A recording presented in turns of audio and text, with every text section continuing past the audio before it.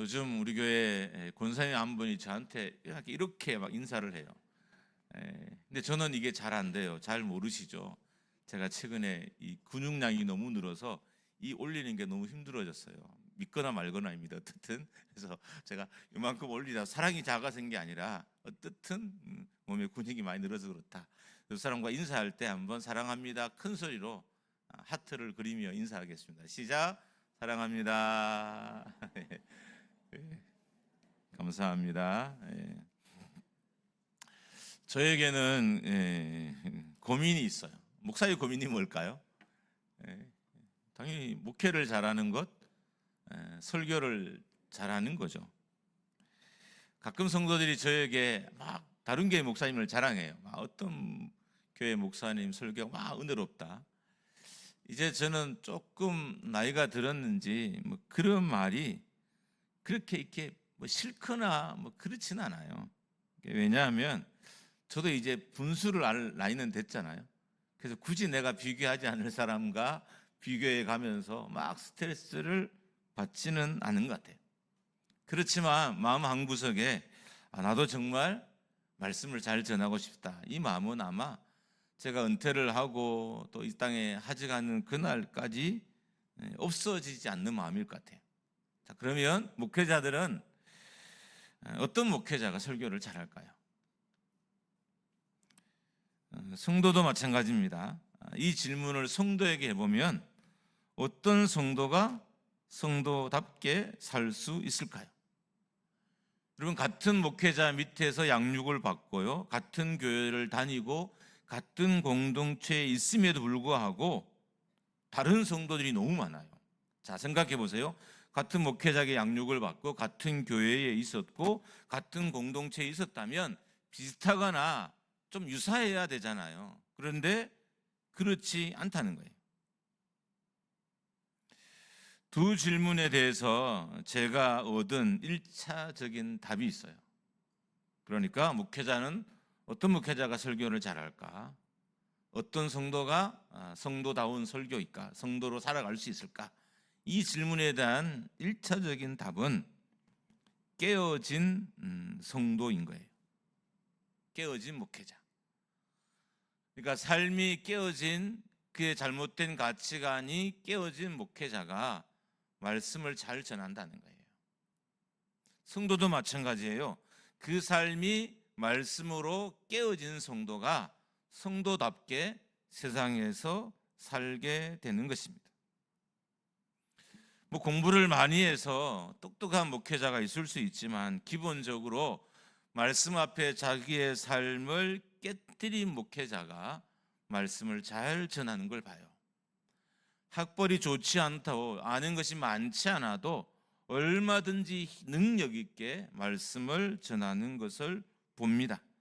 성도도 마찬가지예요. 부하다고 해서 교회를 잘하는 게 아니에요. 깨어진 성도가, 하나님의 말씀에 의해서 깨어진 성도가 신앙생활을 잘하고 성도로서 잘 살아가게 됩니다. 깨지지 않았기 때문에 설교가 다르지 않고 삶이 다르지 않는 거죠. 여러분, 성도들이 은혜 받았단 말을 해요. 제가 한번 추측해 봤어요. 도대체 성도들이 어떨 때 은혜 받았다고 할까? 감동이 있어요. 예배 때 감동이 있으면 은혜 받았다고 그래요.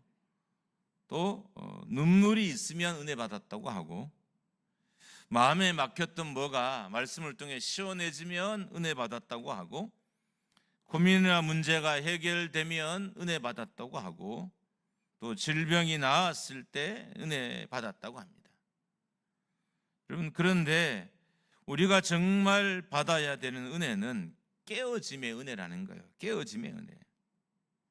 여러분, 은혜로는 삶이 변하지 않더라고요. 그렇게 은혜를 받은 많은 성도들의 삶이 은혜 받기 이전과 이후와 큰 차이가 없는 것을 봐요. 말씀에 은혜 받았는데 삶은 큰 차이가 없어요. 말씀에 도전을 받았는데 삶에는 큰 차이가 없어요. 왜 그럴까요? 깨어지지 않았기 때문입니다. 그래서 또 다른 은혜를 갈망하는 거예요. 은혜를 받았어요. 그래서 행복하고 좋아요. 근데 삶이 깨어지지 않으니까 또 갈증이 생기고, 그래서 또 다른 은혜를 갈망하며 살아갑니다. 어떻게 보면 은혜를 받으러 여기저기 돌아다니는 것은 미신과도 같아요. 그러니까 무속과도 같다는 거죠. 신령한 무당을 찾아다니는 것과 같죠. 세상 사람들은 은혜를 체험하려고 신령한 무당들을 찾아다녀요. 여러분, 교회에도 그런 잘못된 믿음의 뿌리가 있어요. 진짜 은혜는 자기가 깨어졌을 때 누릴 수 있는 것인데, 깨어지지 않고 그냥 은혜를 누리기 위해서 마치 무속을 믿는 사람들이 신령한 사람들을 찾아다니듯이 성도들도, 목회자들도 그렇게 찾는 경우가 있습니다. 우리가 진짜 경험해야 하는 은혜는 깨어짐의 은혜입니다. 여러분, 깨지지 않고 은혜를 경험하는 것은 맛있는 음식점에서 음식을 먹는 것과 같아요.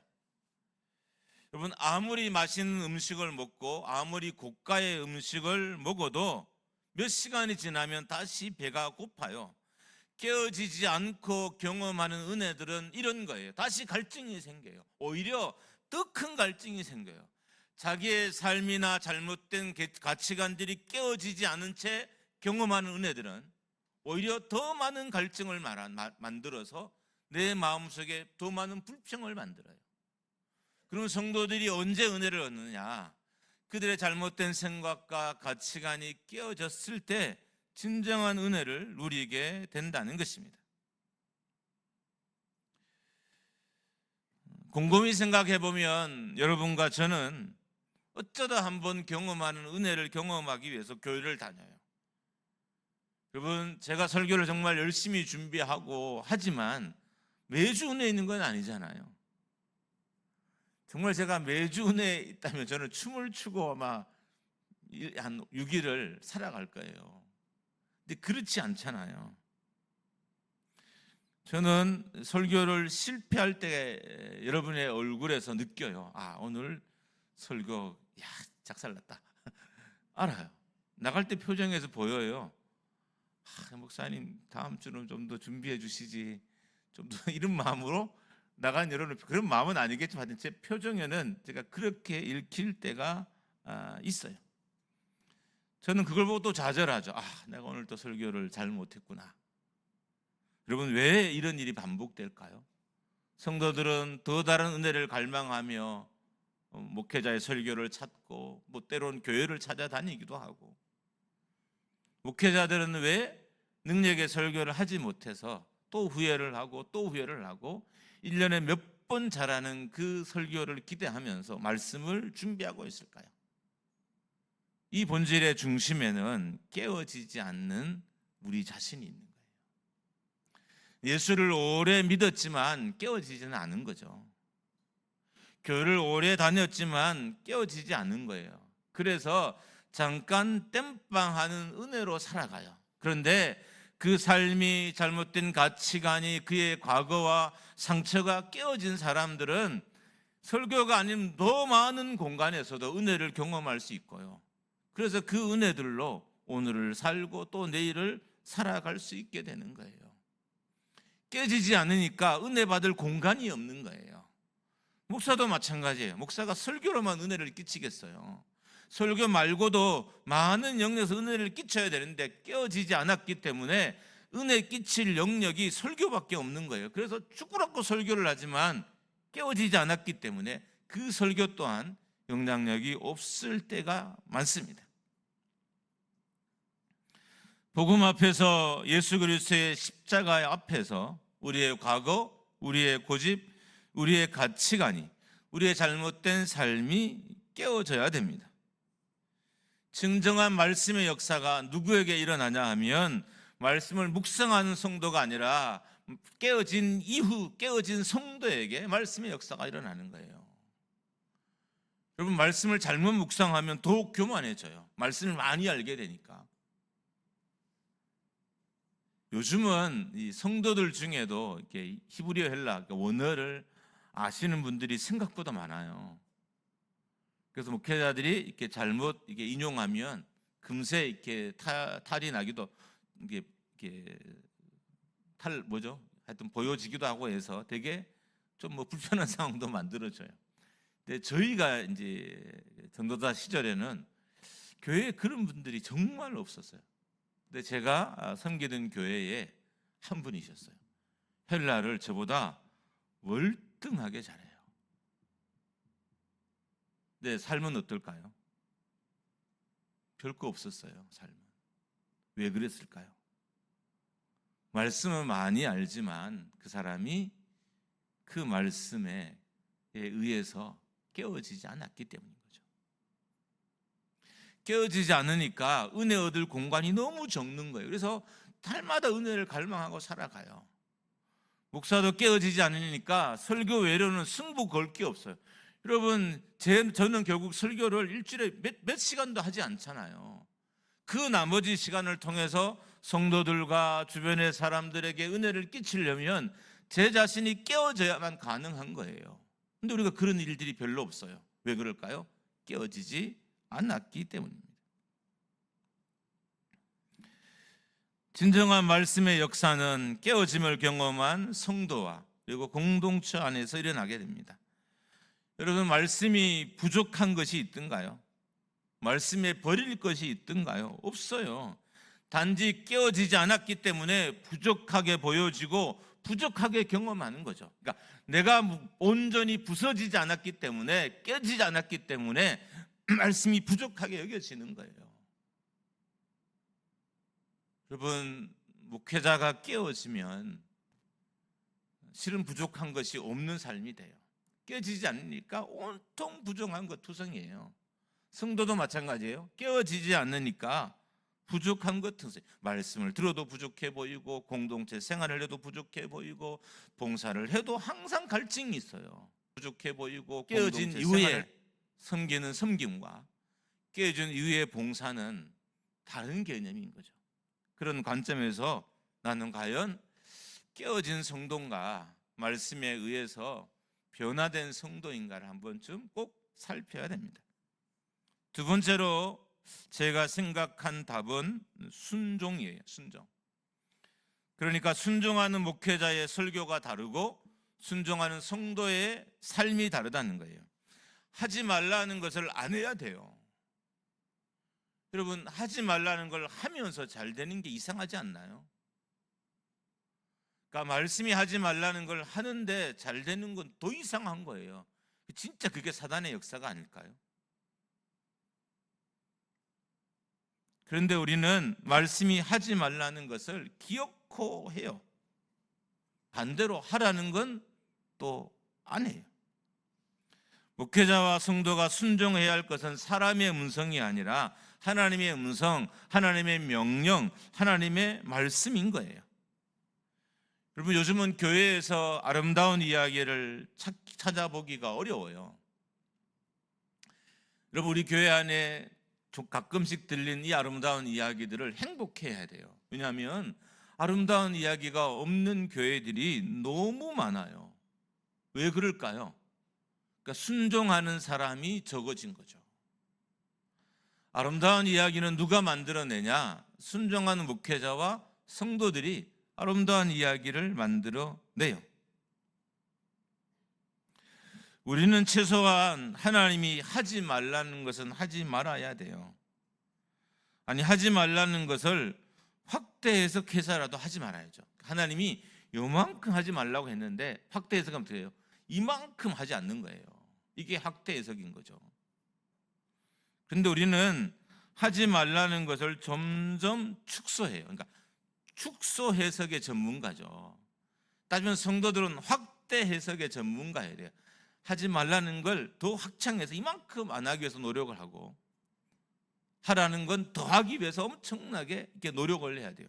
근데 우리는 반대예요. 자꾸 축소해요. 하나님이 10가지를 하지 말라고 했다면 어떤 이유와 핑계를 대고 하나 빼고 하나 빼서 마지막 1개 정도, 내가 요것 정도만 안 하면 되겠지라고 생각하고 산다는 거죠. 사단은 어떻게 해서라도 성도들이 하나님의 명령을 축소 해석하도록 유혹하는 존재예요. 요즘은 축소 해석하는 사람들이 멋있어 보여요. 목회자들도 그런 성도들을 막 칭찬하는 거예요. 균형 있다고 하고. 근데 여러분, 성경 어디에서 축소 해석을 균형 있다고 할까요? 십자가를 지나는 것을 축소 해석해서 십자가를 지라는 말씀이 어디 있던가요? 없잖아요. 우리는 자꾸 축소 해석을 해요. 십자가를 지렸는데 한 번씩 졌다가 한 번은 벗어나도 되겠지? 어쩌다 한 번 십자가를 지면 되겠지? 아니, 분위기 잘 살펴다가 평생 한 번 십자가를 지면 되지 않을까? 이렇게 해석하는 거죠. 따지고 보면 교회 안에 자꾸 축소 해석하는 사람들이 늘어나는 거죠. 그리고 확대 해석하는 사람들이 어리석어 보인 거죠. 이만큼 하라고 했는데 이만큼을 하는 거예요. 이만큼 헌신하라고 했는데 이만큼을 헌신하는 거예요. 이런 사람들이 교회에서 어리석게 여겨져요. 여러분, 이게 정상적인 교회고 이게 정상적인 믿음일까요? 당연히 아니죠. 그 결과 교회의 많은 사역들이 미니어처가 되어 가고 있습니다. 미니어처, 이렇게 축소해 놓은 도시, 뭐 이런 걸 미니어처라 그러잖아요. 그럼 미니어처는 정말 아름다워요. 그런데 미니어처의 실체가 있어요. 가짜예요. 그거는 실제가 아니에요. 쉽게 부서질 뿐만 아니라 저항할 힘도 없어요. 사단은 성도들에게 자꾸 축소 해석을 시켜서 교회를 미니어처로 만들었어요. 그러니까 교회는 보기에 아름다운데 아무것도 못해요. 선교도 못하고 기도도 못하고 구제도 못하고 아무것도 못해요. 여러분, 하나님의 명령을 축소 해석하면 교회는 아무것도 할 수 없는 교회가 돼요. 반대로 하나님의 명령을 확대 해석하면 사단이 교회를 건드릴 수 없게 되는 거예요. 왜요? 교회는 미니어처가 아니니까. 사람들이 교회를 자꾸 보기 좋게 만들어 가요. 근데 힘은 없어요. 행사를 보기 좋게 하고 사역을 보기 좋게 만들어요. 근데 힘은 없어요. 왜요? 미니어처 교회로 만들어 버렸기 때문인 거죠. 혹 우리 교회나 우리의 삶이 사단 보기에 미니어처가 아닐까요? 그래서 제 목회가 막 겉보기엔 화려해 보여요. 근데 바람이 불면 날아가 버리고 비가 오면 떠내려가 버리는 그런 목회는 아닐까요? 여러분의 삶도 마찬가지 아닌가요? 주일날 교회를 오고 교회를 열심히 섬기니까 참 믿음은 있어 보이고 참 신실해 보이지만 정작 작은 순종도 못해서 발발발 떨고 있는 미니어처 신앙은 아닐까요? 여러분, 우리의 신앙이 그렇지 않은지를 종종 돌아봐야 됩니다. 적극적인 순종은 하라는 명령에 순종하는 것이고요, 소극적인 순종은 하지 말라는 것에 명령에 순종하는 거예요. 여러분, 성도는 떳떳해야 돼요. 여러분, 영적 세계에는 영적인 떳떳함이 있어야 돼요. 하나님의 명령에 불순종한 아담과 하와가 떳떳하지 못했어요. 그래서 숨었어요. 숨었을 뿐만 아니라 핑계까지 했습니다. 성도가 언제 떳떳해지느냐? 순종할 때 떳떳해지는 거예요. 그래서 순종하는 영혼이 드리는 예배는 차원이 다르게 되는 거죠. 그러니까 순종하지 않고 드리는 예배와 순종하고 드리는 예배는 완전히 차원이 달라요. 영적인 떳떳함이 그들에게 있기 때문인 것입니다. 하나님은 순종한 사람들이 떳떳하게 드리는 예배를 받기를 원하신 거예요. 한 주간 삶에서 순종하고 정말 피비를 내는 영적인 전투를 치르고 예배의 자리에 왔어요.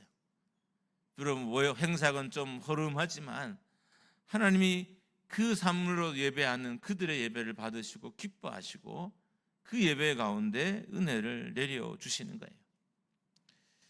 여러분, 교회 안에는 불편한 이야기들이 많이 있습니다. 목회자와 관련된 불편한 이야기도 있고요, 성도와 관련된 불편한 이야기들도 있습니다. 일단은 이런 이야기가 들리면 먼저는 못 들은 척해야 돼요. 이게 1순위입니다. 교회 안에 불편한 이야기는 가급적 듣지 않으려고 애쓰는 게 중요해요.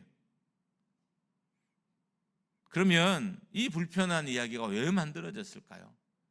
여러분, 내 삶의 불편한 이야기, 누군가에게 말하기도 깨림직하고 간증하기도, 이 간증하기는 이상하고, 이런 불편한 이야기들이 왜 만들어질까요? 교회도 마찬가지죠. 교회 안에 불편한 이야기들이 왜 만들어질까요? 그것은 순종하지 않기 때문에 불편한 이야기가 만들어지는 거예요. 교회 안에 불편한 이야기가 많은 것도 성도가 순종하지 않기 때문인 거고, 우리의 삶에 불편한 이야기가 많은 것도 순종하지 않았기 때문이에요. 여러분, 순종한 교회에게서 아름다운 이야기가 만들어지고 순종한 성도에게서 아름다운 이야기가 만들어집니다. 우리 삶의 불편한 이야기의 대부분은, 거의 대부분은 순종하지 않아서 만들어진 거예요. 여러분의 신앙을 한번 돌아보세요. 삶에 정말 불편한 이야기가 있어요. 이건 누구에게 하기도 불편하고 좀 창피하기도 하고 이런 이야기가 있어요. 그 이야기의 근원을 한번 쫓아가 보세요. 그 근원은 반드시 불순종이 있었을 거예요. 여러분, 우리는 최소한 하나님이 알려주시면 고치기는 해야 돼요. 여러분, 성도의 기본적인 자세가 아닐까요? 하나님 우리에게 알려주시잖아요. 이게 잘못됐다라고 알려주시잖아요. 그러면 고쳐야 어떤 영적인 일들이 그 안에 일어날 수 있잖아요. 하나님이 저에게 남목사 이게 잘못된 거야 라고 말을 하면 고쳐야, 여러분, 제 삶에 제 목회에 은혜가 있지 않을까요? 하나님이 수없이 잘못됐다고 지적하는데도 안 고쳐요. 도대체 거기에 어떤 은혜가 있을 수 있을까요? 하나님이 고치라고 명령해 고치지 않는 공동체에 어떤 은혜가 있고 그 성도들에게 어떤 은혜가 있을까요? 당연히 은혜가 없죠. 만약에 저는 학창 시절로 돌아간다. 그래서 가장 먼저 하고 싶은 것을 한번 설교 준비하면서 생각해 봤어요. 내가 다시 학창 시절로 가면 가장 뭘 해야 되나, 하고 싶나, 이렇게 저 자신에게 물었어요. 그 1순위가 선생님이나 선배들이나 부모들이 하지 말라고 한 것들, 고치로 한 것들을 고쳤으면 좋겠다는 마음이 이 주제로 설교를 준비해서 그런지 몰라도 들더라고요. 내가 그때 선생님이 이거 고치라는 거 고쳤으면, 그때 부모님이 이게 아니라고 했던 것을 내가 따라차렸다면, 그때 내 친구들이 나에게 야 그거 너 이상해 라고 말하는 것을 내가 들었다면 어땠을까라는 생각을 했어요. 그거 만약에 기회가 있다, 이 기회는 솔직히 오지 않는 기회죠. 설교니까 그냥 한번 상상해 보는 거죠. 내가 다시 돌아갈 수 있다면 그런 걸 한번 해보고 싶어요. 비록 나이가 어리지만 선생님이 야 이렇게 하면 공부를 잘해, 야 이렇게 하면 뭐 어떻게, 선생님 항상 그런 이야기 해주시잖아요. 근데 우리는 한 번도 귀담아 들은 적이 없는 거예요. 우리가 얼마나 고집쟁인가 하면 사람이 가르쳐 주는 것도 안 듣지만 하나님이 가르쳐 줘도 안 들어요. 그러면 우리의 영이 떳떳하지 않게 돼요. 우리의 영혼이 떳떳하지 않으면 기도도 예배도 봉사에도 그 떳떳하지 않음이 영향력을 끼치게 되는 거예요. 그러니까 하나님의 명령에 순종하고 하나님이 고치라는 걸 고치고 예배하고 봉사하고 기도하면 그 영적인 영향력들이 그 예배와 기도와 봉사에 고스란히 나타나요. 근데 순종하지 않고 고치지 않고 내가 예배나 기도의 봉사의 자리에 있으면 여러분 좋은 이야기가 당연히 만들어지지 않겠죠. 최소한 우리는 하나님이 고치라는 것은 고치는 인생은 돼야 돼요. 여러분 수없이 여러분을 향한 하나님의 음성을 듣지 않았나요? 제가 누차 말씀드리잖아요. 이미 우리는 들은 말씀으로도 세상을 충분히 살아갈 수 있는 사람들이에요. 하나님이 이미 여러분과 저에게 필요한 모든 말씀을 다 하셨어요. 다 가르쳐 주셨어요. 그럼 뭐가 문제일까요? 그 말씀에 순종하지 않는 내가 문제인 거죠. 가르쳐줘도 안 바꾸지 않는 내가 문제인 거죠. 그러면 자녀의 문제를 두고 기도할 때 하나님이 여러분을 바꾸라고 하지 않던가요? 여러분의 가정의 문제를 기도할 때 하나님이 여러분의 잘못을 지적하고 바꾸라고 하지 않던가요? 여러분의 인생의 문제를 가지고 고민할 때 하나님이 바꾸라고 말씀하지 않던가요? 근데 우리는 못 들은 척하고 하나님이 말씀하셨음에도 불구하고 바꾸지 않습니다. 하나님이 알려주시는 방향도 마찬가지예요. 하나님 수없이 우리에게 방향을 가르쳐 주셨어요. 그런데도 그 방향으로 가지 않는 거예요. 남 목사 이쪽이라고 했는데도 그 방향을 가지 않아요. 여러분 항상 하나님 왜 내 삶을 인도하지 않습니까? 기도하잖아요. 하나님 왜 내 삶의 방향을 하나님 이미 충분히 여러분에게 여러분의 삶의 방향을 가르쳐 줬다니까요. 그럼 뭐가 문제일까요? 그 방향대로 가지 않는 내가 문제인 거죠. 하나님은 수없이 우리가 걸어야 될 길들과 어떤 방향으로 가야 할지를 이미 충분히 알려주셨어요. 그런데 우리는 그럼에도 불구하고 그 길을 가지 않았던 것입니다. 우리는 하나님이 고치라는 것을 고치지 않고 하나님이 가르쳐준 방향으로 가지도 않으면서 뭘 기대해요? 은혜를 기대하고 축복을 기대하고 하나님의 도우심을 기대하며 살아가요. 과연 하나님이 고치라는 것을 고치지 않는 성도들에게 하나님이 어떤 은혜를 주실까요? 은혜를 주시지 않으시진 않겠지만 정말 그가 간절히 바라는 걸 주실까요? 제 얼굴 보니까 안 주실 것 같죠, 그렇죠? 제가 지금 그런 얼굴로 설교하고 있는 거예요. 하나님이 안 주신다. 여러분 하나님이 왜 우리 교회를 돕지 않습니까? 아니 하나님이 원하는 방향으로 가야 하나님이 교회를 돕죠. 하나님이 원하지 않는 방향으로 가는 교회를 하나님이 왜 도우실까요? 하나님이 원하는 인생의 길을 가지 않는 성도를 하나님이 왜 도우실까요? 그러면 더 악한 짓 할 거잖아요. 더 나쁜 짓 할 거잖아요. 근데 당연히 하나님이 안 돕죠. 여러분 하나님이 고치라고 하는 것을 고치는 성도를 하나님이 사용하지 않을 수 있을까요?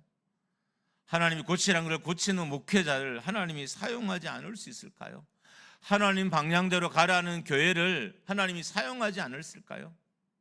근데 우리는 그 명령에는 순종하지 않고 왜 하나님이 은혜를 주시지 않냐라고 불평하고 원망하며 현재를 살아갑니다.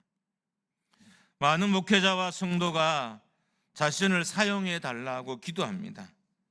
그런데 생각해 보면 하나님이 사용하지 않으실 것 같아요.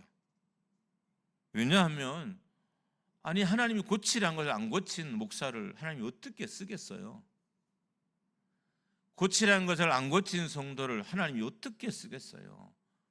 모든 걸 쥐어줘도 다 무기가 되는데 하나님이 고치를 안 고친 저에게 더 많은 성도가 주어져 봐요. 성도를 무기 삼지 않겠어요? 하나님이 고치라고 말하는 것을 제가 따르지 않는데 더 많은 물질이 교회에 생겨봐요. 이 물질을 제가 제대로 쓰겠어요? 그러니까 하나님이 당연히 주시지 않는 거죠. 하나님은 하나님이 원하는 방향으로 우리가 가지 않아서 하나님이 가르쳐 주시는 대로 우리를 고치지 않으셔서 하나님 우리를 사용하지 않고 돕지 않으시고 우리와 함께하지 않으신 것입니다. 하나님은 지금도 하나님의 사람들을 찾으십니다. 일꾼이 없다고 하시는 것은 사람이 없다는 것이 아니에요. 성도가 없다는 의미도 아니에요. 자신을 고치라고 하나님의 방향으로 턴을 한 성도가 없다는 의미인 거죠. 하나님이 수없이 일꾼이 없다고 하시는 것은 하나님의 명령대로 자기를 순종해서 한 사람이 없다는 의미이고, 하나님의 명령대로 하나님의 방향으로 가는 성도가 없다는 의미인 거예요. 베드로의 삶이 위대했던 것은 그가 하나님의 명령에 순종했기 때문이죠. 초대교회가 시작될 수 있었던 것도, 초대교회가 부흥할 수 있었던 것도 하나님의 명령에, 예수 그리스도의 명령에 베드로가 순종했기 때문인 것입니다. 이제 말씀을 마치려고 합니다. 여러분, 어떤 조직이든 사람이든 공동체든 명령을 무시하면 생태계가 무너져요. 그러니까 군대는 명령을 어기면 가치 없는 군대가 되고, 오히려 백성을 위협하는 군대가 되고, 국민이 걱정하는 군대가 돼요. 그러니까 명령에 순종하지 않으면 생태가 깨져요. 군대라는 생태계가 깨져요. 상관의 명령에 순종하지 않으면. 여러분, 교회라는 생태계는 어떻게 유지가 될까요? 교회가 교회답아지고 교회가 교회로 쓰임받는 이 영적인 생태계는 어떻게 유지될 수 있을까요? 예수 그리스도의 전도 명령에 순종해야 하나님이 기뻐하는 공동체로, 또 그런 생태계를 갖게 되는 거예요, 교회가. 여러분, 우리가 전도 명령을 항상 듣잖아요. 막 전도해라, 전도해라 수없이 들었어요. 정말 귀에 딱지가 않도록 들었을 거예요. 근데 왜 성경은 수없이 이렇게 명령을 할까요? 그 명령이 우리의 영적인 생태계를 유지하게 하기 때문인 거죠. 교회가 교회로 본질을 지키기 위해서는 이 전도 명령에 순종해야 되는 거예요. 아무것도 아닌 것 같지만 내가 이 전도 명령에 순종할 때 우리 교회 영적인 생태계가 건강해지고 든든해지는 거예요. 누구도 공격하지 못하는 생명의 공동체가 되는 거예요. 여러분과 제가 하나님의 명령을 거역하고 예수 그리스도를 명령에 거역하는데 우리의 영적인 생태계가 건강할 수가 없어요. 목장교회라는 이 생태계가 절대로 건강할 수 없다는 거예요. 우리 교회는 하나님의 명령에 순종하는 사람들에 의해서 건강한 생태계, 영적 생태계를 가진 교회로 세워지게 되는 것입니다. 교회가 균형 감각을 잃은 것, 교회가 능력을 상실한 것은 규모가 적어서도 아니고 재정이 적어서도 아니에요. 순종한 이들이 줄어들었기 때문인 거죠. 교회가 왜 깨지느냐? 여러분, 깨어진 교회의 특징이 있어요. 순종한 사람이 아무도 없어요. 문 닫는 교회의 특징이 뭐냐면 순종한 사람이 점점 더 없어져요. 저는 교회가 있어야 될 최고의 명령이 이 전도 명령이라고 믿어요. 힘들지만 어렵지만 하면 우리 함께 살아가는 명령인 거죠. 교회가 사는 명령, 내 인생이 사는 명령, 우리 가정이 사는 명령이라는 거예요. 실제 우리의 믿음의 선조들이 교회를 지키고 가정을 지킬 수 있었던 것은 그 힘든 시절에도 그들이 복음에 대한 명령에 순종했기 때문이었던 거예요. 따지면 이 명령에 순종하는 성도가 교회를 지키고 가정을 지켜냈던 거예요. 자녀를 지켜냈던 거예요.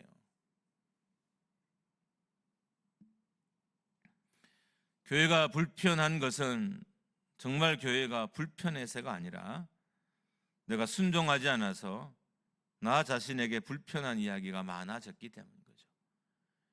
그리고 사람들은 상대방에 있는 불편한 이야기도 우리가 좀 인지할 수 있잖아요. 근데 기본적으로 내 안에 있는 불편한 이야기가 나를 가장 괴롭혀요. 내가 인지하지 못해도요, 나를 진짜 괴롭히는 건 내 안에 있는 불편한 이야기들이에요. 여러분, 그것을 잘못인지도 몰라요. 근데 어쨌든 그것은 남들에게 하면 불편한 이야기예요. 자, 여러분 예배 시간에 졸아요? 주무셨대요. 그냥 예를 드는 거예요. 다른 거 예를 들면 시험 들 것 같아가지고 가장 편한 것 모두가 다 짓는 것을 예로 삼자니 조는 거예요. 조는 것. 한 번도 안 졸아본 적이 없어요. 저도 예배 시간에 졸아본 적이 있으니까. 여러분, 내가 예배 시간에 어떤 졸았어요. 이게 좋은 이야기가 아니잖아요. 불편한 이야기인 거잖아요. 불편한 이야기. 남들은 그냥 피곤하다 했지만 나도 내가 피곤해서 잤나 보다 잘 인지하지 못하지. 문제는 이 불편한 이야기의 영향력은 내 속에 그대로 남아있는 거예요. 그러니까 내가 만든 불편한 이야기에 의해서 내가 괴롭힘 당하는 걸 영적으로 깨어있지 않으면 사람들이 몰라요. 여러분, 요 마지막 부분은 여러분이 좀 잘 들었으면 좋겠어요. 내가 만든 불편한 이야기가 나를 괴롭히고 있다는 것을 영적으로 깨어있지 않으면 사람들은 몰라요.